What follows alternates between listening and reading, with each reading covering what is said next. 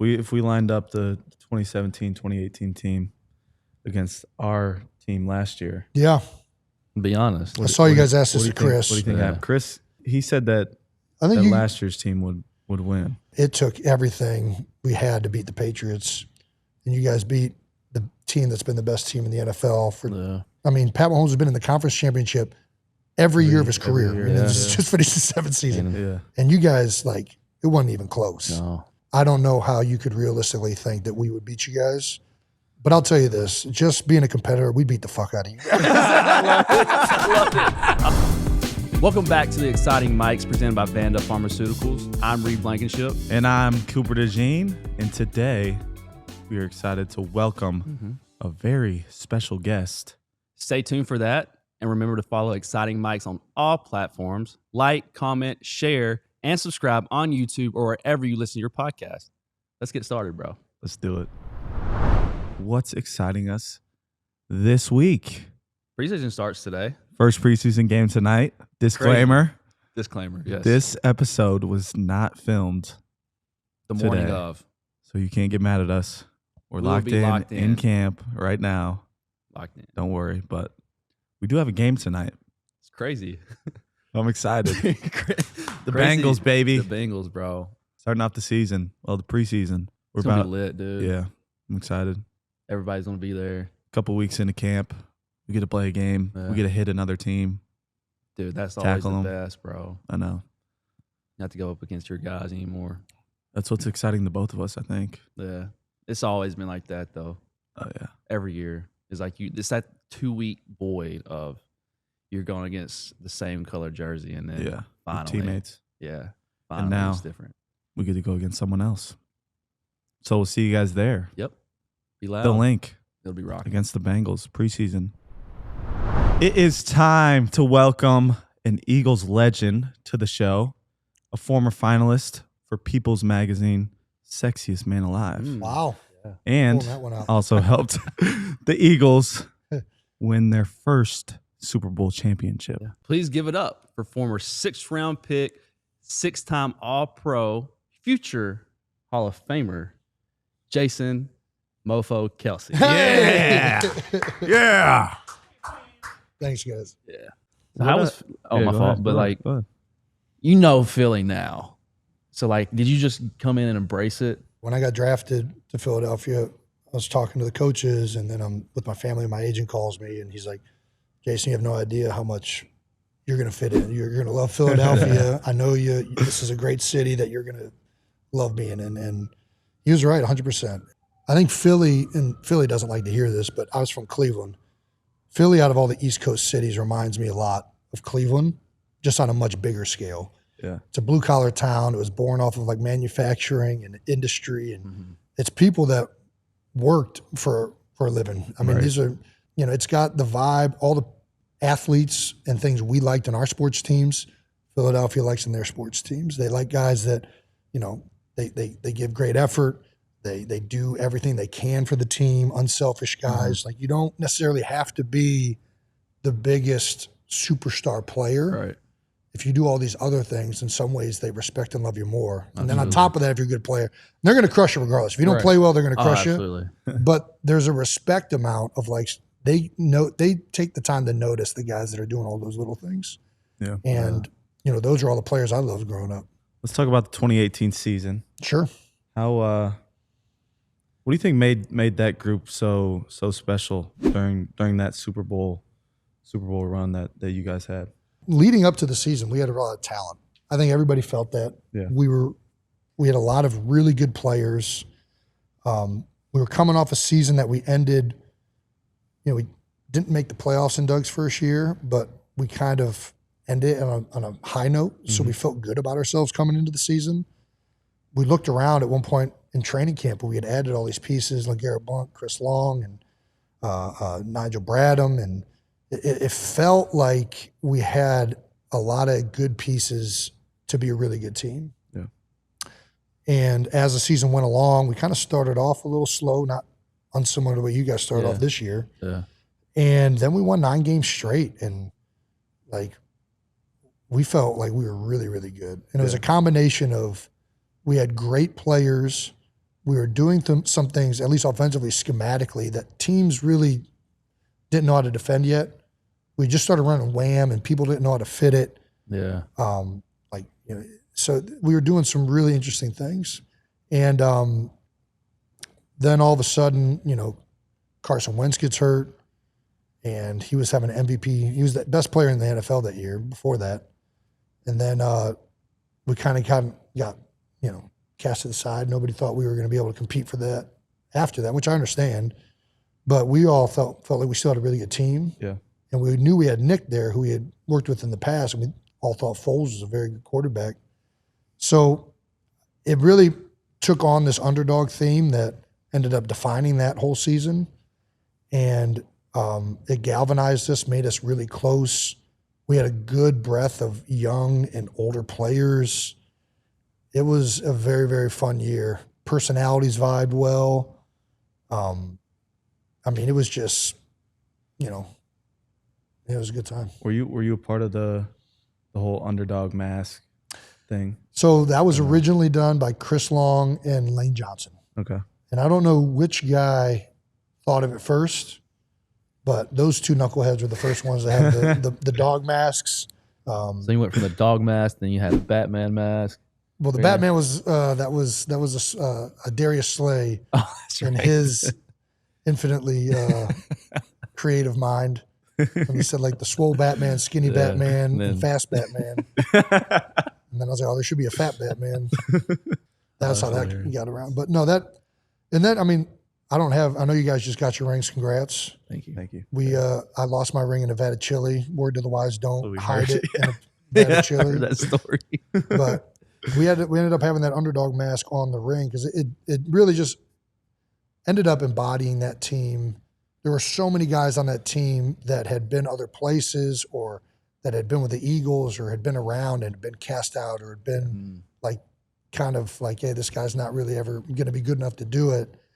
And it was a bunch of kind of just NFL guys that ended up being the perfect collection of guys. Yeah. And in some ways, it symbolized Philadelphia really well, I thought. Mm-hmm. So it wasn't a bunch of like star players, like well-known players? Yeah, they were star. I think there were a lot of players that everyone in the NFL highly regarded, but certainly not like publicly like regarded as like the best players in the league. Right. Yeah. And I think that was what was unique is like there was a lot of guys that had been other places or had been in Philadelphia. And me, myself, I had one of the worst years of my career the year before.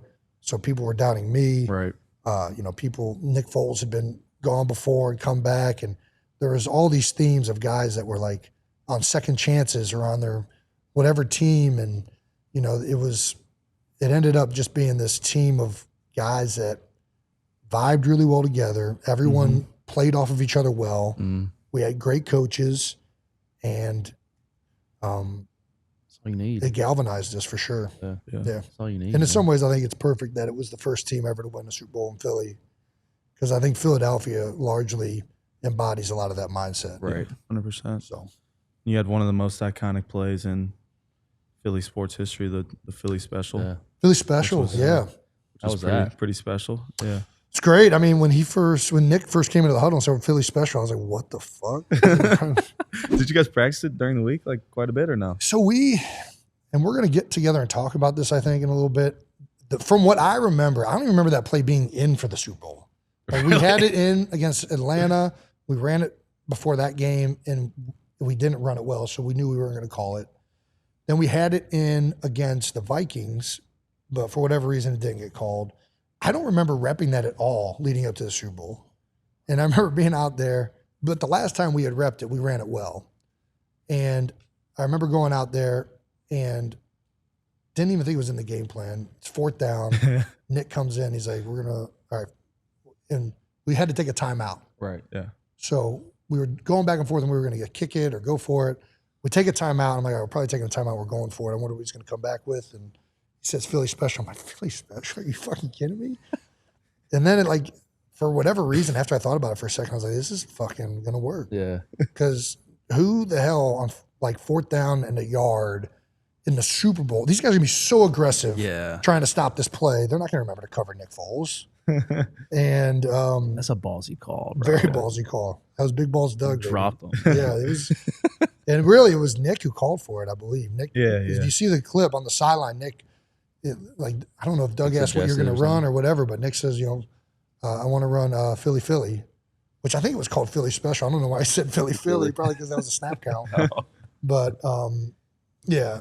Anyways, what was that the communication on the snap, or how do you know when to snap it? Nick when would start the cadence, yeah, and then he was acting like he was going to check the play, and because it's so loud, he was going to act like he was telling Lane something. So he's like, so the key for me was to snap it on the second lane. Yeah. So he was like, I forget what the beginning of it was, but then he was like, hey, Lane, and then I would snap it to Corey, which I had to take it off. Like I had a pretty viciously violent snap, notoriously. So now Corey's trying to catch this thing. So I'm like, I got to give this guy like a softball. Otherwise, there's no way he's catching this. So that was my cue to snap it to Corey. Then we ran it like it was naked. He ran it like we were running zone, tossed it back to Trey, threw it to Nick. What was the celebration like after the game? Like when the clock hit 0?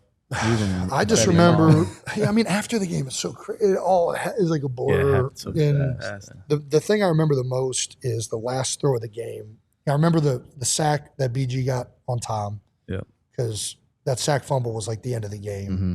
Unfortunately, we couldn't make it the end of the game. We had we didn't get the 4-minute jump, so they got the ball back. Like, damn, I don't like that we just gave this ball back to Tom. Like, it's not good. It's dangerous. Yeah, and he had like 500 yards that day. So I'm like, this dude has been on fire all day. And he throws that last Hail Mary up, and I remember just how long it felt like the ball was in the air and how quiet everything felt like it was. I don't know if it actually was, but it like the movies, the people that write that stuff, and like they do a great job. That's what it felt like. It legitimately felt like I was watching like the end of a movie. Like the ball's just like hanging up there. And like even when it hits the ground, like you're so in the moment that you don't even know if it's real. Like you don't hear cheering, so you're not sure if like the game's actually over. You're looking for flags, Right. And then we're just running on the field, and sure enough, the game was over. And Sign of relief. you guys didn't get that climactic of an ending. But still, because I was still waiting, because I was still locked in the whole time. Even when we got pulled, we got pulled. I'm like, is it over? Right. I didn't know. Still got your helmet in your hand. Dude, I threw my mouthpiece though. I threw my mouthpiece for whatever reason. I had to go back on an onside kick twice without a mouthpiece. That's funny. So I was the front guy too. So I was like, please, nobody knock my teeth You're out. taking So one. I'll take it. What was the locker room like? Was everybody like spraying champagne? A lot of people, Jim Schwartz and Jeff Stoutland and Doug Peterson. Well, Doug had won one, I think, as a player, but all these guys had done their whole careers, trying to get one. Yeah. The whole organization. So it was an emotional time. Anyways, it's hard to say what the locker room was like because I don't remember, if I'm being honest. What about the parade? Parade was tremendous. I don't remember a lot of that either. Your outfit too. Yeah, that was good. Legendary. That was a fun Was one. that your idea? Was that your idea, or did someone? So me, Chris, Selleck, Bo, and I think JP had talked about wearing throwback jerseys to some of the Eagles greats that hadn't won a Super Bowl, like paying homage. And then at some point, I forget who's like, Chris ended up using, I'm going to wear an AI jersey with like this fur coat. And Yeah. it kind of started devolving into like something else. And I was like, it'd be kind of cool to wear a Mummers suit. It's like a parade in Philadelphia. Might as well do it Philadelphia style. No, I never have. Well, Insane. and as a player, I had never been. You guys, we're usually playing, and we're getting ready for a game, New Year's. So I was somewhere. I went. Yeah, It was crazy, bro. but I'd seen it a bunch, like on TV, and I had seen the Mummers bands throughout my time here, and my my hairdresser, barber, whatever you want to call her, Libby. Libby, I knew her husband Bobby was a Mummer, so I texted her. I was like, "Hey, is there any way Bobby could get me like a Mummer suit to wear to the parade?" And she texted back like, "Yeah, we got you." There was a saxophonist that was like 6'3" and about my size. So sure enough. You still have it? Oh yeah, yep. You have that, but not your ring. I have that, but not the ring. Yeah, I got to get a remake of it. I can't believe they didn't get you a new one. They've offered. I think we haven't. I I haven't followed up on it. Yeah. We'll get another one made. That's hilarious. Where does the day of the parade rank, like all-time moments For me, in your life? Yeah. I mean, it's up there. Outside of having kids and the Super Bowl itself, Yeah. I mean, that was a very fun moment. And I don't know if you guys felt this way, but when we won, we saw all the pictures to answer your question, in the locker room. I was on my phone looking at like all the people on Broad Street. Oh yeah. You know what I mean? Climbing the poles and yeah. everything. And I'm like, man, I wish I was freaking there. Like, yeah. I don't want to go to this like corporate after party. I want to be on fucking Broad Street. So the parade is like the first time you get to celebrate it with all of the fans. Mm-hmm. You know, you get to have the moment after the game with you and your buddies and teammates and organization. But the parade is the first time where it really magnifies like how much it meant to so many people. Right. Yeah. And, you know, there was a lot of emotion built up in Philly leading up to that day because, I mean, they had never won one, right? The fans were just like overjoyed about it. And people telling stories about, you know, their dads and going to games at Franklin Field and the Vet. And so that had certainly started to rub off on us. Yeah. And it was a day that was very cathartic for us, being this team of like kind of cast outs in a certain respect, having this moment of like, you know, we stuck it to everybody who thought that we couldn't do this in our careers, as well as like this whole city who had to hear from Dallas and Washington and New York that they don't have a championship or a Super Bowl trophy. So it was a very glorious day of celebration that I don't know you can replicate. Which one was crazy? Yeah. If we lined up the 2017-2018 team against our team last year. Yeah. Be honest. I saw you guys ask this to Chris. What do you think happened? Chris, he said that last year's team would win. I think, especially by the time we had been in the Super Bowl, you know, we had already lost our starting quarterback. Jason Peters was out. Darren Sproles was out.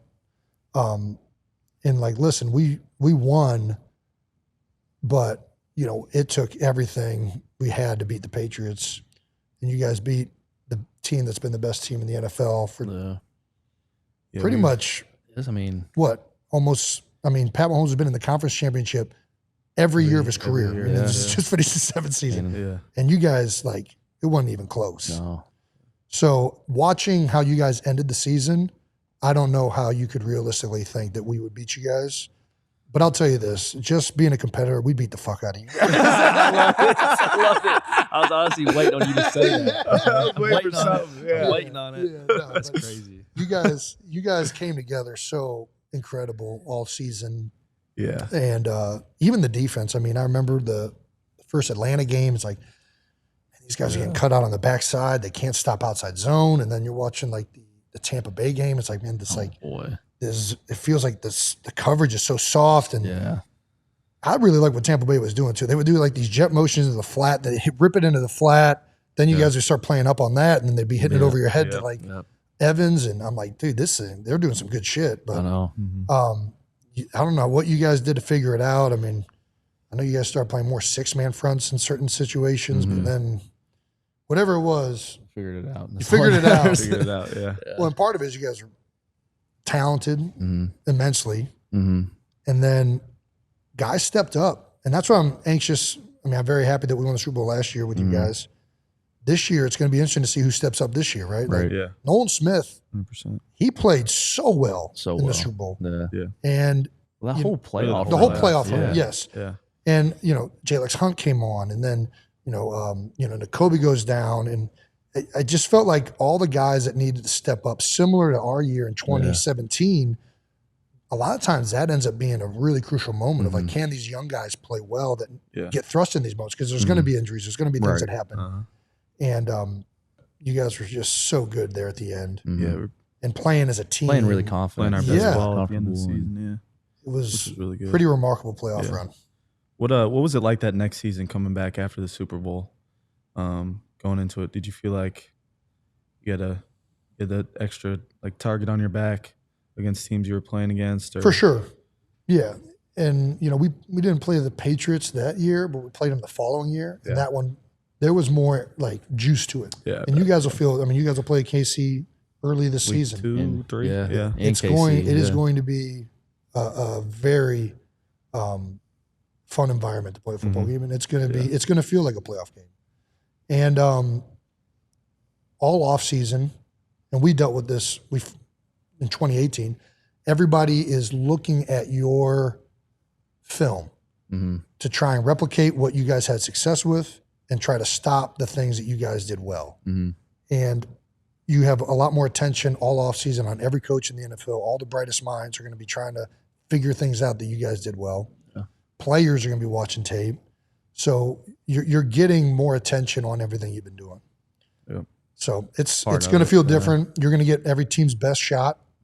But I mean, listen, what else do you want, right? That's the way. It's a challenge. Yeah, that's right. I like it. It's the challenge, and you guys. I know you lost Kellen, but you still got Vic back. I think you guys, unheralded on that defensive staff, you guys got some great coaches. You got great players. They listen to us too as players. Like, it's a good. It's a good back and forth. Good back and forth. Really good back. Who and forth.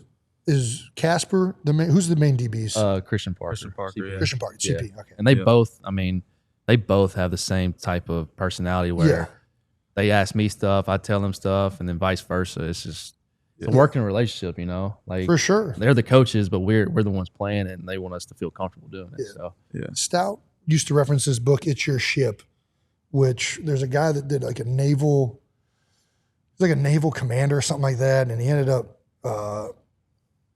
taking over a ship that was like rated poorly. And the whole gist of it is he started giving the members of the unit and like the soldiers or the navalmen more autonomy and telling him what they should and shouldn't do, which in turn caused them to have more ownership over everything. And they ended up being like the best naval fleet at the end of the day because of it. Kind of like a Disney movie. I don't know how real it is, but it's still, good. It sounds good. Either way, that's how Stout functions. Right. And that was one of my things I love playing with Stout. It's like I could go to him and voice like, hey, I don't like that we're doing this. I don't think this is right. This feels like it's not, we're not getting we're putting this guy in a bad position by doing this. And it never felt like a confrontation. It always felt like a conversation. Absolutely. And he would either be like, yeah, Jason, you bring up a good point. Or he'd be like, Jason, you're fucking stupid. Get out of here. We're doing it this way. Doing it this way, But either way, the dynamic was right. And Stout will tell guys all the time, some of the best things he's learned in coaching came from his players. Right. Yeah. And I think when you got good coaches, they know how to take all that in for sure. Vanda Pharmaceuticals is a global biopharmaceutical company with headquarters in Washington, D.C. Leading from our nation's capital, Vanda was founded 22 years ago to develop innovative therapies to improve the lives of many, utilizing technologies including genetics and genomics to inform drug discovery and development. Vanda's commitment is to challenge the status quo and propel innovation forward in pursuit of happiness. From groundbreaking therapies to players making history, we know excellence is derived from exceptional people coming together as a team. A true maverick in the pharmaceutical space, Vanda Pharmaceuticals is proud to be the title sponsor of this podcast. Vanda Pharmaceuticals innovate in the service of people's pursuit of happiness. Reed, I walked into my garage yesterday and it felt like a sauna. Yeah, this Philly heat, no joke. So I got like 10 bags of ice and made my own ice bath just to cool off. Coop, why don't you just turn on your AC? Because I was trying to be energy efficient, go green, go birds, right? Or instead of icing yourself out, you could just check out Pico's energy saving rebates. They've got deals on Energy Star cooling equipment that actually work and can cut your bills. So no more ice? Nah, man. Unless it's the ice around your neck. Ooh, that's what's up. Just head to pico.com/ways to save. They've got tips for everything: heating, cooling, lighting, you name it. That's pico.com/ways to save. Welcome back to Exciting Mics, presented by Vanda Pharmaceuticals. What was it like growing up in the Kelce household? You and Trav, were you guys always going at it, or what was it like growing up? Yeah, we were competitive as hell. We were only 2 years apart, and we played every sport possible. My dad was really, really involved with us in athletics. So was my mom, and we have a very small family. Yeah, we have no first cousins. Both my aunt and uncle, my aunt on my dad's side, my uncle on my mom's side, neither of them had children. So we kind of hung out with our friends. We would go to Fairfax Elementary, play pickup baseball. We'd go to Roxborough Elementary, play street hockey. And we kind of just, athletics was our major thing we did all growing up. Yeah. Who was more athletic when you guys were younger? I was older. So Okay. I would win most of the competitions. But I Yeah. think really once Trav got to middle school and he started hitting his growth spurt, it really became apparent that he was by far the better You athlete. just grow up so fast. It was so funny because when we were growing up, he was the short, fat one. Like That's he how was my the youngest short, brother was. he was the short, pudgy one, and I was kind of like the taller, leaner kid. And when he got to middle school is really when he started like shooting up there. And Trav was a very good basketball player. He played ice hockey and like his team. I don't know if they won state championship in like middle school or whatever, but they were very good. He played a wooden bat league. He was a very good baseball player. Any sport he's played, he's been tremendous at. And he's the opposite of me. I was always a tightly wound, explosive kind of athlete. That's how I played every sport. Trav always was more smooth. Like that was one thing that you don't think he's really going that fast, but then you kind of compare it, you put it on tape and he's moving around with other people. It's like, oh, this guy's actually Naturally fast as gifted shit. Looks like smooth. that, yeah. Looks smooth moving around on tape. Yeah. Yeah. Did you guys ever get in any Fights? big fights? Oh, yeah. I can With only me and- imagine. Me and my sister used to get in fights. Yeah. I can only imagine having. You and your sister? Yes. Nice. What kind of, did you get like fist fights or Well, not like fist fights. Close to it. close to it? Close to it, because she hit a growth spurt. Like She's she was a older? tall. Yeah. Or She's 3.5 years older than me. Nice. So she was the one that was taller than everybody in her class. And so she was way taller than I was. Yeah. And she would like, try to muscle me around and stuff. But sure Yeah. enough, I shot up and I was Yeah. like, you can't mess with me no more. Eventually the testosterone started coursing and you kind of got Can't up mess there. with me no more. My brothers and I, we always whenever we weren't on the same team, we were always getting in fights, Mhm. competing against each other. But when we were on the same team, it was like no one could stop us. Yeah. We were all always thinking the same thing, and that was So y'all all three played together at one point? just like pick up. Yeah. You You play have two pickup. brothers? Yeah, two younger brothers. Where are you in the pecking order? I'm the oldest. Oldest. I'm the oldest. They all Yeah. look the same. We usually never fist fights, but eventually fist fights in wrestling. And the one rule was no hitting in the face. Did you follow that rule at all? Or? I broke that rule once. And it wasn't really an established rule until this moment. And that's when it became a rule. But my dad would always warn my brother because my brother would antagonize me and like, Right. and my dad would be like, you better stop. I'm going to let him hit you one of these days. I'm going to let him hit you. And sure enough, he's like, all right, Jason, go ahead. And he like stuck his face. He was like sitting on a couch like this. He stuck his face out over the couch and I just punched him right in the face. And my mom said, not in the face. So yeah, we got after each other pretty That's good. hilarious. How much older are you than him? Almost 2 years exactly. He's October 5th. I'm November 5th. Okay. So 1 year and 11 months exactly. That's sick. So you guys got to play in high school together then? We didn't. My didn't? both of the times I would have played with my brother, my senior year, Yeah. he was ineligible. Okay. So his freshman year, he played JV. I was playing varsity. I would have played with him my senior year, but he failed some French class, which made him ineligible. So he, That's crazy. Yeah. so he couldn't play. And it wasn't even a like state ineligibility rule. Yeah. It was like a school issued one. So he missed out on that year. And then my senior year in college, I blocked for him a couple times in college. He was a Wildcat quarterback when he was a redshirt Yeah. freshman. I've seen videos. My of that. my senior year in college, I would have played with him a lot, but he failed a drug test for marijuana, and it was an NCAA test at the time. And Well, at that the gets you in time, that, it was a yeah. full year suspension. So he lost a Really? full year of college Is it still a eligibility. full year? No, It's not anymore, no. So you never really got to play with him then? Not really. I mean, I blocked for him for a handful of plays in college. Yeah. That's still sick though. How'd- Having your brother go to Yeah. college with you though. Sick. Yeah. It was, I mean, so when he was ineligible, I forced him to move in with me and be my roommate so I could keep an eye on him. Was it Yeah. just y'all two, or did you have? We had a whole football house. I'm a big football house, guys. I don't know if you guys are football house. Yeah, like, we Yeah, had, we had a bunch we of had football. teammates. I live with Yeah, you four got other it. guys. Yeah. That should be like one of the things every coach, when he's bringing in rookies, like, all right, was he in a Yeah. football house? Because this is a team guy if he's a part of Right. the football house, right? Right. Actually, our house has won, between my brother, me, Derek Wolf, we've won 6 Super Bowls or 5 Super Bowls. Wow. And the quarterback that was in there has won a couple Grey Cups. Zach Calera. So we've got a bunch of championships in that Yeah. little house. It's fun to think about. Is it West Nixon or East University? I forget what street it was, but in that house, there's been a lot of guys that have gone It's on. funny that you still remember the house, like the street names and Oh, stuff. dude, that house is so much fun. Bro, We've had some that was like times, the bro. best times, just going, like you go to football all day and then you just go back and chill with your boys in For the sure. house. Dude, we had this whatever you one want. Passage Drive, bro. Passage. Passage Drive. And it was a weekend. We had a slip and slide party, and we had this hill going straight down, and we'd laid a huge tarp down it, coolers, beer, everything. How'd you end up at Cincinnati though? What was your recruiting like? So I was a walk-on at Cincinnati. I had a couple offers from 1AA, Division II schools, and I wanted to play Division I football. Yeah. And it came down to really Cincinnati, Ohio State, and Pittsburgh. Those are the three.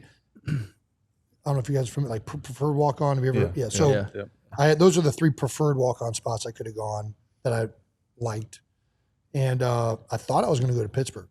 Ohio State is like, it's going to be hard to crack this roster. Yeah. Mhm. Who was Guys there, are who was really there at good. the time? What year was this? Oh man, at the time, Luke Fickle was the linebackers coach, Oh yeah. and I liked him a lot. Mhm. And this is before he ended up being the head coach of Cincinnati. I went to a camp down there, and just like really liked Luke. He was a linebackers coach. I played linebacker at the time, so he was like Right. taking me through like how to get in a stance, like all these things. And growing up in Ohio, like the pinnacle of college football is Ohio State. Right. So I everybody guess, wants to yeah. go there. And then I ended up taking a visit to Pittsburgh, and I really liked my recruiting coach, Paul Rhodes, a lot. He was the defensive coordinator. Paul Rhodes, yeah. Mhm. And then I went to Cincinnati, and at the time, Mark D'Antonio was the coach there. Mm. And I just went there. Pat Narduzzi was the defensive coordinator. You got a lot of Wow, yeah. guys that were head coaches. Well, and all the guys, I ended up being coached by three head coaches in Cincinnati, and all three went on for bigger, better jobs. And Dave Wanstead was the head coach at Pittsburgh at the time. But I just loved the university, loved the campus, and it felt, like the easiest path of, hey, I can earn a scholarship here. Mm. And D'Antonio had been a walk-on too, so he was pretty, like he liked the walk-ons. It seemed like. You came in as a linebacker, right? Mm-hmm. That's crazy, dude. Yeah. That's crazy to think of. They now, called me you know? Dick Buckus. Really? They called me Dick Buckus because I was like, I couldn't do anything. I think it was just because I was just a raging lunatic. Right. Like I would tackle during tag-off drills, and like I was like, I was Rudy. I was like, I want to make the team. I want to get a scholarship. I mean, So they were all laugh at me, and I had these like forearm pads because I broke my thumb, so the whole thing was like yeah. padded up. Yeah. So I looked like an old school like player. You're And old school. it was played linebacker, was scout team defensive player of the year. That's a big one. One of Yeah. Oh yeah. my accolades not a lot of people know about. Yeah. And then D'Antonio left that spring, or D'Antonio left that winter. He got the head coaching job at Michigan State, and Brian Kelly came in, and the strength coach that came in with him moved me to offensive line. Brian Kelly, like the LSU coach. Yeah. yeah. Oh wow. Dude, I didn't know that. Yeah. Brian came in from Central Michigan, and he came in with a spread offense, no huddle. They wanted to run these zone reads and zone concepts. Wow. And they wanted more athletic offensive linemen. Before, we had been like a power run system. Right. And the strength coach, Paul Longo, he was like, I think you'd make a great center. And So you had I to thought gain he all was that joking weight at too, first. didn't you? Or how long I did was that take? 235 pounds when Paul told me, I think you'd make a great center. Wow. And I got to 260 roughly that first year. Didn't play. Played spare. I ran down on kickoff with knee braces on. Like I was a wedge buster on kickoff. The wedge. Yeah. I remember that. I was like that punt protect, the worst, Yes. like the worst position on the Yes. field. They Like tee that off little on it, wall, yeah. and people just run straight into it. So I did special teams that year. Played a handful of games, like when guys got hurt or whatever. Right, But yeah. and then the next year I started at guard at 280. The following year I got up to about 300. I was pretty heavy that my Was that junior like, year. how did you do that? Was Lot- it just, I would force myself to Forcing eat it? food. Yeah, I would go to the calf. I would max out, and because now it's so different. Now they have like cafeterias set up for the players, and there's like right. there's like stations and whatnot. At that time, there was a lot more restrictions on what you could give the guys that were on scholarship. So I would go to the CAF, max out my allotted little card meals, thing? Oh, right? meals thing, yeah, meal plan. And then there was a night one called Stadium View, and they had burgers and French fries. And for me, I was just like calories. Right. So I got fat. I got real fat. Yeah. So, and Paul Longo was the strength coach, and his main thing was you need to eat as much as you can. And you need to get as big as you can. While you're getting big and you're lifting, you'll be putting on muscle too. Right. And then whatever you want to, the first year the goal was 260. So you want to go into training camp at like 265, 270. Right. Lose a little bit Lose of that in it, training camp. Yeah. And that'll be what you play at. Who do you think had the biggest impact while you were at Cincinnati on you? Like when you switched to offensive line? I mean, the two big ones are Paul Longo, the strength coach. Like I really think Paul he did it with a number of guys. Joe Staley also played tight end at Central Michigan, playing in left tackle for the 49ers for a long time. He had an eye for taking athletic guys that were tweeners at another position. Like I was a 4'7" linebacker who could stuff the run really well, but I was a liability in the pass game, boys. Like I was not covering tight ends or running backs out of the back. I would like tackle the running back in like one-on-one drills. But so I was athletically a mediocre at best linebacker, and all of a sudden a athletically like best offensive lineman in college football, arguably, like metric wise. So that's what he did, and he was very good at it. And I think his programs, everything were geared towards making you bigger, faster, stronger, more explosive, and he was phenomenal. And then the other guy, I would be remiss if I don't. My first offensive line coach I ever had, Jeff Quinn. I was with him for 3 years, and he taught me the position from scratch. Like I had never played offensive line. Yeah, in college in high school I played a little bit of like wing T, like tight end fullback type position where I'd pretty much ISO or get like a end around, but I didn't know anything about blocking concepts. So like, you had to be more vocal too, right? Or did you always have that sort of? I think well, when you don't know what you're doing, you're not very vocal. Right? You're just kind of following along. Right. And they tried to start me at center, and I think that was hard. Yeah. One, from the snaps, we were all gun, and then to make all the calls, that was a big thing to ask somebody who's never done that before. Right. So they ended up moving me to guard, and that's where I played for 2 years. And I ended up being very vocal at guard too once I got everything down. But it took some time. I mean, You think playing linebacker helped you for sure when you turned to 1,000% center? Yeah. I'm a big believer. And now it's different. Teams have gotten better at hiding the stuff, but noticing why if it's a single high safety, the linebacker's got this gap. If he's not in that gap, either this guy's spiking, the safety's going to rotate back and play shell. Yeah. So you start to understand structurally why guys are in certain positions. Even like little calls, like a linebacker comes up and taps a guy in the ass, like he's going to spike, right? Like so you pick up on stuff like that I think guys that haven't played the position, they don't really have that frame of reference. Yeah. You went from a walk-on to now a 6th-round pick. How was that draft experience for you? I knew I was an undersized guy, and there was going to be a smaller amount of teams that would be interested in me. I was expected to be a day 3 guy. Some people were saying maybe like the 4th round I would sneak in, or 3rd round. But I got appendicitis at the combine.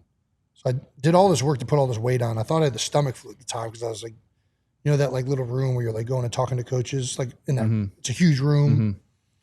I was going in between talking to coaches, like throwing up, going to the bathroom. I thought I ate something, and I felt better the last day. So I ran really well, and I salvaged that. I was able to go out there and do that. And then a week later came back. I was like, what is going on? I had to have an emergency appendectomy.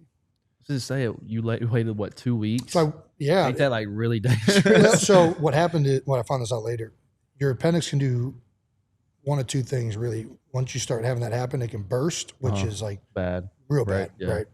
If you don't get it done quickly, you could die.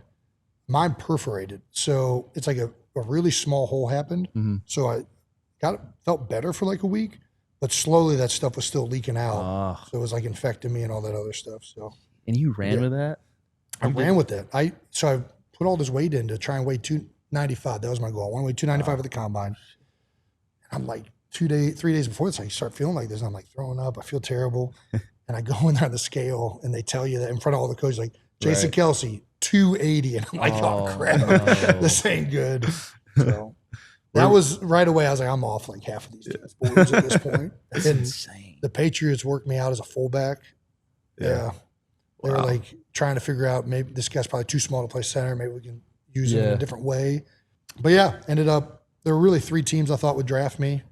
I only had 3 like top 30 visits. Yeah. It was St. Louis, Kansas City, and Philadelphia. Kansas City drafted Rodney Hudson early, so I'm like, oh man, that probably ain't gonna happen anymore. Where were you at when you were watching the third day draft? When I thought we were gonna go? I didn't want to watch it because I didn't want to be like watching all these round by round, pick by pick. So we went bowling. Yeah, and we start bowling beginning of the 4th round. We finished bowling. I still haven't been drafted. Oh man! So we go back to the house, and I'm like, man, this is. I'm starting to get ready for like what happens if I don't get drafted. I'm talking to my agent, like, hey, do we have, what teams do we like? Where should we end up? And Philly had 2 picks back to back. And I was like, they haven't picked a center really yet. They drafted Julian Vandervelde, who could play center, but I thought I had a good visit there with those guys, and like maybe it'll work out. And was Stout here still at the time? No, Howard Mudd. Oh wow, Howard Mudd, and he was another guy who's. I mean, I don't know if they actually have offensive line coaches in the Hall of Fame, but if they did, he'd be in it for sure. Wow. He played for the 49ers back in the day, and he coached, Jeff Saturday, Kevin Mawai. He was the offensive line coach for the Colts all those years when Peyton Manning was there. So he was a legendary coach. And in particular, with working with undersized linemen. He liked athletic guys. Right. He didn't want, these big guys that couldn't move. He wanted guys that could move. I felt like that's where it was trending towards anyway at that time, right? It was at that time. I mean, there were still, the Eagles at the time were a very big power system with Juan Castillo, and they had massive offensive linemen. They brought in Howard, and they tried to do a little bit of he wanted more of a smaller profile type guy. So the zone systems in Denver with Shanahan, they were notorious for having smaller guys that could move.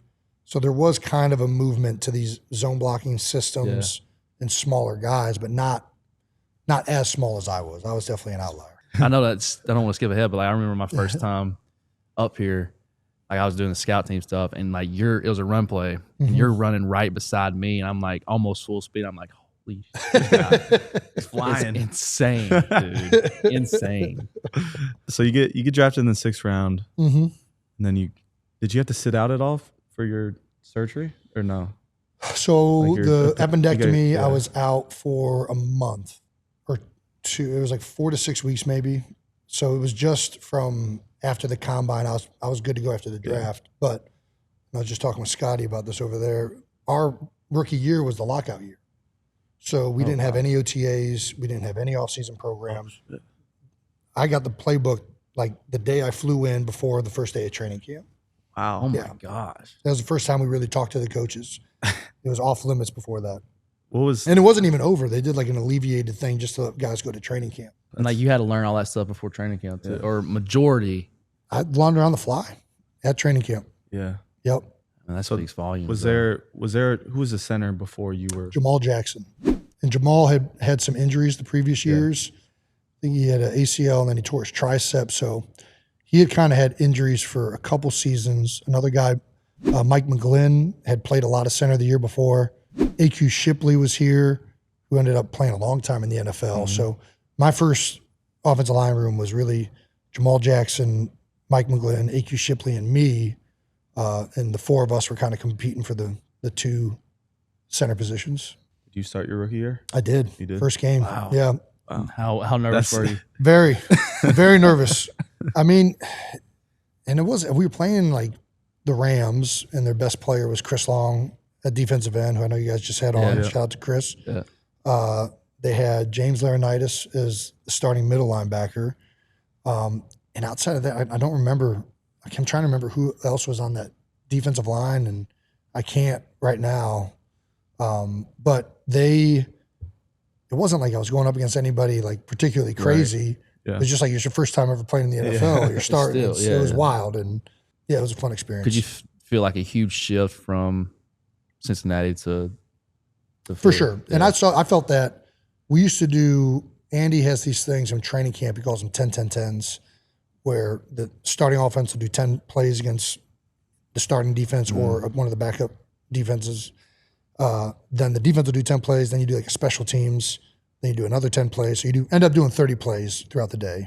It's a shortened practice. This is like, this would be like a red day. Oh, okay. You know what I mean? So you just do, those are the only periods you do. Yeah. You don't really have any individual. And it's kind of, he eases you into training camp. Yeah. And we did a 10-10-10, and I was on doing second team or third team reps, but we were going up against like the first team defense. And I just remember how unbelievably fast the entire play happened. Yeah. Like we ran like a zone, and I was like, that fucking thing was over quick. And that's, you guys have everybody who makes it to the NFL has played against really good players in college. Right. Yeah. So you've had that like individual guy that you've played against that's good enough to play in the league. Right. So that it's not one-on-one that really, in my opinion, is the biggest shock. It's more just like how fast the whole thing everybody happens. is, yeah. Like the back hits the hole harder, the linebacker flows faster. Everything's like boom, Everything just gets accelerated. You're So right. Yeah. that took a lot of getting used to early on, for sure. Since we're partnering with MyFitnessPal, I think we should check out the meal planner. See if we can have success throughout the season with it. Let's do it. Let's do it. Let's see, what are your goals, bro? See, what are my goals? I need to lose weight, I need to eat healthy, and let's do eat healthy, eat out less. Which diet plan do you next. prefer? I'm doing a balanced diet. What are the main reasons you eat out at restaurants today? Saves time. Not sure what to cook. I would actually ask you about your allergies. Which of these cooked veggies would you like in your meal plans? Oh, spinach. blanched green beans. Which of these fruits would you like in your meal plans? Apples, Yes. oranges, grapes, bananas. Pineapples. Rate a few recipes so we can. Oh, I can slide for Rate a after, few right? recipes. What'd you get? What was your first one? Garlic pork chop. Garlic butter pork chops. Like. Peach Like. bacon quesadilla. Yeah. Maple apple. Ooh, oatmeal. I just got that too. That looks gas. Wow, this is awesome. Dude, I would eat all this stuff, Loki. Same. I'm glad it can pick out what I like and what I don't like. Yeah, me too. You guys can plan your own meals with MyFitnessPal. Scan the QR code on the screen or click the link below and download MyFitnessPal today. Welcome back to the exciting mics presented by Vanda Pharmaceuticals, the New Heights podcast. Whose idea was it to start that? So we had talked about doing it for a while, a couple years, but I'll give Travis his team credit. His team was really the ones who kind of spearheaded it. We'd always talked about doing a show together or doing something, and Busting with the Boys had started to have success. Draymond Green's podcast was killing it. Pat McAfee. There started to be current players or guys that were just out that were going into the space, and it was going well. So they were like, hey, would you guys want to do that? And we had been hesitant for a couple years, nervous about, the season isn't going well. You got to do this podcast and people don't want to hear what you're saying. Right. And is it a distraction? And I think some guys doing it and winning championships like Draymond and guys doing it playing at a high level, I think gave us a little bit more comfort to be like, yeah, let's go for it. It doesn't seem like it was a distraction for those guys. Right. So. Yeah, exactly. Just be yourself, I guess. Yeah. Well, be yourself. To me, the thing that I liked most, and I still like for any current player doing it, is for years, everything that you said got framed through a media member to the public, right? And in Philly, you guys know, you go after practice, there's almost 100 beat reporters in the locker room, Right. damn near, right? Yeah. Like there's a lot of hunger and desire for Eagles content. Right. And the beat reporters do a fantastic job. But as a player, you have an ability to say exactly what you want and message it the way you want it to the fan or whoever's reading it or watching it. And it was something that really wasn't as available before. And sometimes that's good. If you're good at it, it's good. Good at it, yeah. If you're bad at it, it can lead to some not so good things. But and that's where I think it was an amazing platform to utilize as a player. And you guys are doing it. I think more players, I don't know that I just think it's a great platform to be able to talk and connect with fans. Yeah. I've enjoyed it. I've enjoyed it too. Yeah? I've enjoyed it. I mean, get to know people. Kind of, you can say whatever. I say whatever you want, but you're not worried about that one thing getting out and stuff getting twisted. Yeah. You know what I'm saying? For sure. Well, and you guys have, like, we edit stuff out. Yeah. We talk as free as possible. Right. Yeah. And try and make it as organic of a show as we can. And sometimes we'll be like, hey, I don't like the way this sounds, or, I don't want to upset this person, and you figure out what ends up going in. Right. But it's a pretty authentic connection with the fan, and seeing your face, the fact that this is all video. Right. It's one of the reasons I think, like, offensive lineman, dude, I played center. Yeah. Like, most guys can't name more than 5 centers that played in the NFL. Yeah. Right. Having the ability to get out there and to be seen and to tell your story, that was not readily available for offensive linemen for a long time. And I think now you're starting to see offensive linemen develop into, personalities within the NFL. Yeah. Deion Dawkins does a great job. Jordan Mailata, Lane Johnson. And it's not no longer only if you're a big, massive, great offensive lineman. Right. If you have a personality, now all of a sudden you can start to be good there too. Yeah. Who's a guest you would like to have on that you haven't had on yet? Cooper DeJean and Reed Blankenship. Set it up. Gotta get it on. There we go. I would love to do that. Sick. That'd be sick. That would be sick. Yeah, But man. honestly. We've had a lot of great guests. I mean, I think that's an ongoing thing. Yeah. I don't like throwing names out there to try and Yeah. say anything. I think already, we had Adam Sandler on this That year. was hilarious. We had That Will was sick. Ferrell on this year. We've talked to the people that were like icons to me growing up. Arnold Schwarzenegger. I sat in a room and talked to Arnold Schwarzenegger for 2 hours. That's crazy. Like, it's fucking nuts. Yeah. Right? Yeah. So, we've had some unbelievable people that, like, for me to actually sit down and talk to him has been absolutely And mind probably blowing. just normal people too, ain't they? Yeah. I don't know, Arnold wasn't normal to me. He was freaking, that dude is a machine. Terminator. Yeah, man. Even the way he sounds still. No, it's, well, and when you talk to people that, like, you grew up idolizing, Yeah. it's never normal. It's a little different. That's Like, true. I met Adam Sandler at a Sphere concert for YouTube. Uh-huh. I couldn't even talk to him. Like, I'm like, what do I even Crazy. say? Yeah. Like, I was like back in middle school trying to talk to a girl again. Like, I didn't know what to fucking say. It was wild. And it wasn't even just him. I was like, Chris Rock was over. There was like this like star-studded group in this like section next to us. I was like, starstruck. Yeah. I don't even know what I would say, low key. Because you're like, what do I whip out like every Billy Madison Happy Gilmore quote I know? Like, he's not going to think that's funny. Like, he probably gets that nonstop. Yeah. But no, he was awesome. Great dude. Great dude. You got any advice for us as we continue to try and grow ours? Not our really. podcast? You guys are killing it, man. Thanks, I think man. just keep Appreciate being that. authentic. Mhm. The best advice I got actually at broadcast boot camp for the NFL was watch your shows back, right? Which I hated because I hate I hate watch that. listening to I myself. hate that. Yeah. But you have to do it because you're gonna hear and see things that you're gonna think, oh, if I'm talking too slow, or if I do this, I'll like the way it sounds Yeah. better. It's Just like watching, film. Yeah. seriously, like you can't play DB Like in the watching NFL and tape. not watch tape on Yeah. yourself, Yeah. True. right? So that was something that one of those guys at the, I forget who said it at the broadcast boot camp, it might have, but that was one where I was like, oh yeah, that makes a lot of sense. Mhm. So then I started listening to it more, and I don't do as good of a job now, but certainly early on, You started listening. I was very much listening to all of it. Yeah. And yeah, Now your wife's got a podcast too. yes. That's what do you think about I mean, that? it's better than ours, so she's killing it. Yeah, she's doing great. How'd that come about? Yeah. Did she come to you? It mainly About came it, or- about, so our family has a lot written about it.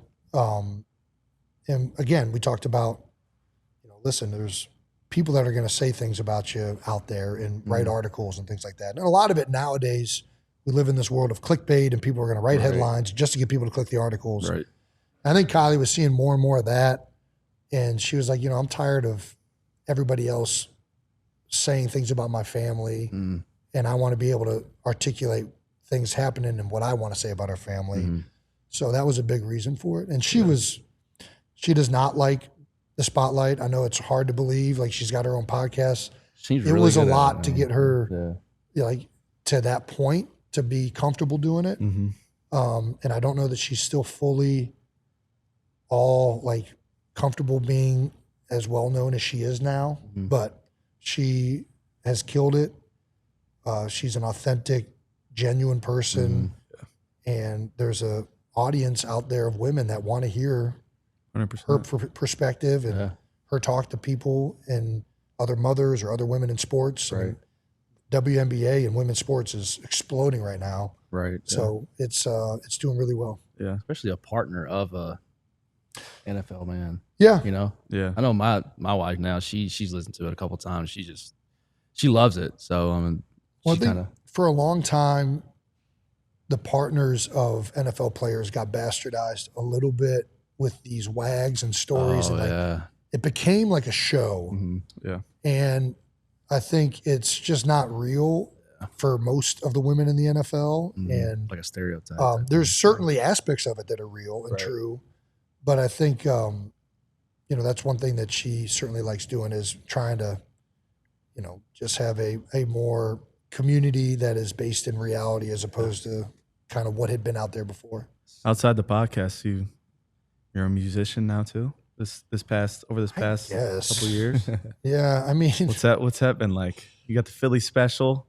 That was like a Christmas special. So Christmas we've done 3 Christmas albums. Me, Jordan, and Lane, as well as a bunch of other Philly artists. Yeah.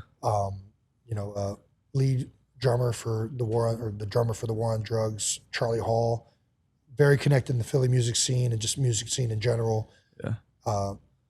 We've had a bunch of people who are actual musicians help us make that, and then Mulata, as you know, can carry a tune. Crazy, yeah. Can yeah. he? Good gosh. But yeah, that started off. That was a lot of fun. I played saxophone in high school.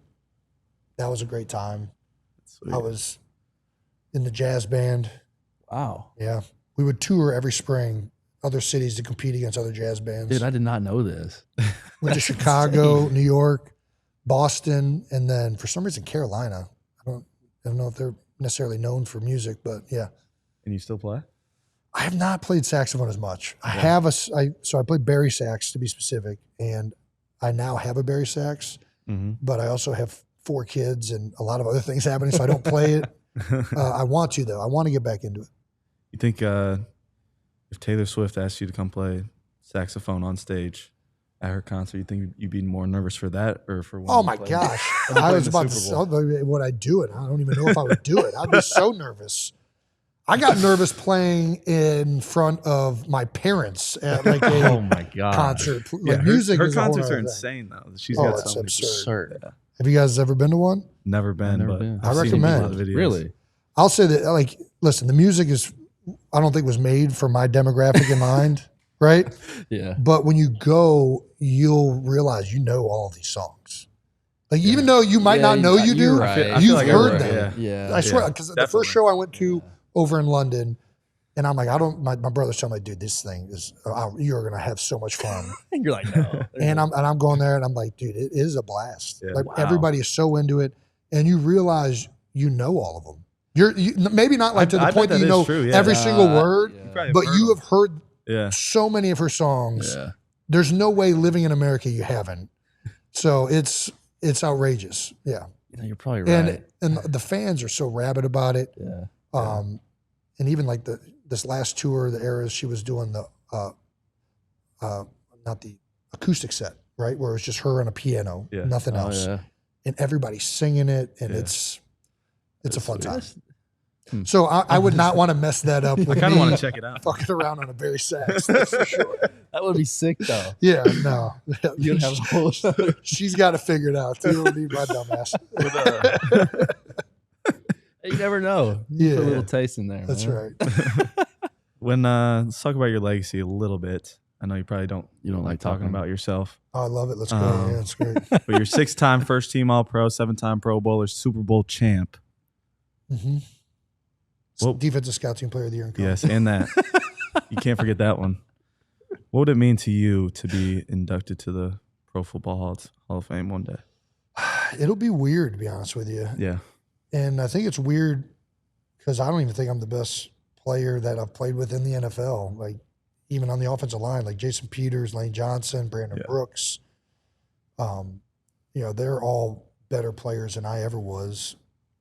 I think I was very good at center, but I was a scheme-specific guy. Mm-hmm.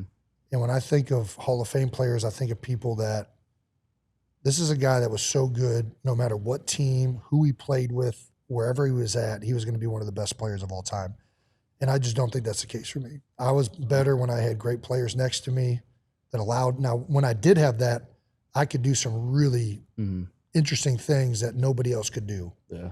But I needed a lot of other pieces in place and coaches in place for me to excel. And that's why it feels weird to me if it ever happens.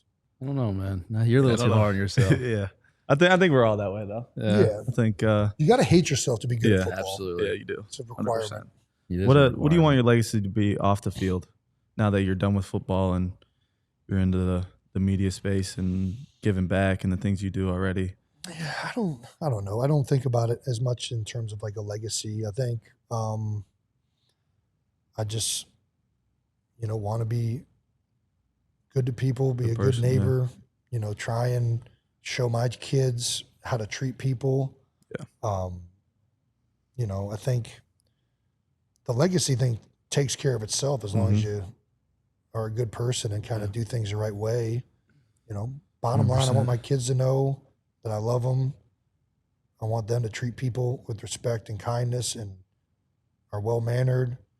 I want them to work their asses off, which is a conundrum for me because now I'm like retired. Yeah. So I'm like not supposed to be working, but I don't want my kids to just see me on the couch all day. Like dad doesn't really do shit anymore. So I think it's important to, kind of maintain all that stuff for that aspect. And then publicly, however people think about me, hopefully is a reflection of who I am. Yeah. Well, you've been a really good role model. I just say that much. Even when I came in as a rookie. So. Even not playing with you. It was, So people talk about you. And you guys didn't know me when I was younger. Well, it don't matter. We all had our younger days. Still trying to get through it too. So. No, but just want to shout you out. Thank you for joining us for episode 10. Dude, thank you for having me. We really appreciate it. Honored to man. be here. Yeah. Happy you guys are doing this. Yeah, I think it's it's an awesome tool and a platform for you guys. You guys are killing it. Good luck this year. Yeah, appreciate it. Can't wait to watch you guys. Yeah, training camp. Have fun with it. Yeah, and enjoy being there, but not having to sweat. And hit. And all the be sore that, for a whole month straight. It is what it is. Yeah, that's right. Be sure to follow Jason at jason.kelce on all platforms and check out the New Heights podcast. Yeah, baby. Appreciate you taking the time. Appreciate you, man. Thanks, Scoop. Means a lot. Appreciate it. Thanks, guys. Appreciate it. Yes, sir. It is time for Exciting Bites presented by Cooper Cheese. It's not just any cheese. It's Cooper. And today's Exciting Bites is from Bean to Bean Cafe. We got a little bacon, egg, and cheese. Little chili what? Chili marita? Marita. Let's give it a try. Yeah. Look at that. Look at that Cooper cheese on there. Oh my God. That's really good. Did you taste the sweetness of the bun?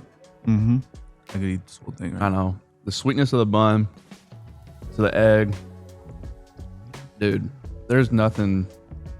Honestly, the chili, I was very, I was kind of worried about how it would taste. Honestly, it just kind of. It's very cheesy. It is. And I love it. I'm going to give this, dude.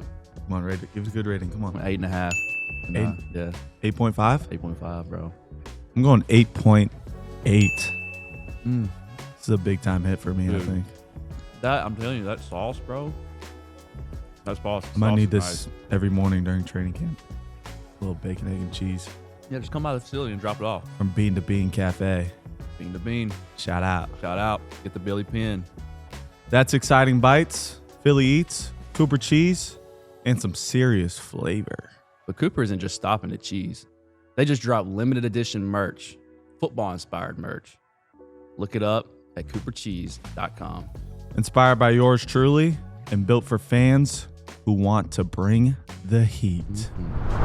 And we're back with another segment of the fan rapid fire Q&A. We have Travis. Travis, where you calling in from? I'm up in Edmonton, Alberta, Canada. Canada. Eh? You're out in the Love that. wilderness up there, man. Yo, I'm in like a parking lot right now, man. Taking a break. Sick. What's your question you got for us? I wanted to know how you guys chose your jersey numbers, 33 and 32. And if Coop, you tried to steal number 3 from Nolan. He ain't getting that number. I just tell you that. I ain't getting 33. How did I get 33? I mean, that's the first number that was offered to me. Mine was the when I got here. lowest. I think the lowest number at the time, 32.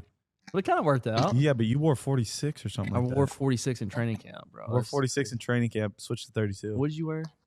I wore 33. Oh, you were 33 the whole time? Yeah, I wore 33 just because I wore 3, and 3's already taken by Nolan. So just No, added another There's number no 3 way he's to it. going to get number 3 from Nolan. Yeah, no way. No way. 32 and 33 works out, though. You're back to I know. back, It goes hand in hand. Perfect. It was a blessing know in what I'm saying? disguise, you know? Appreciate you, brother. Thanks Yeah, for joining thank you, us. man. Go Birds. Go Go Birds!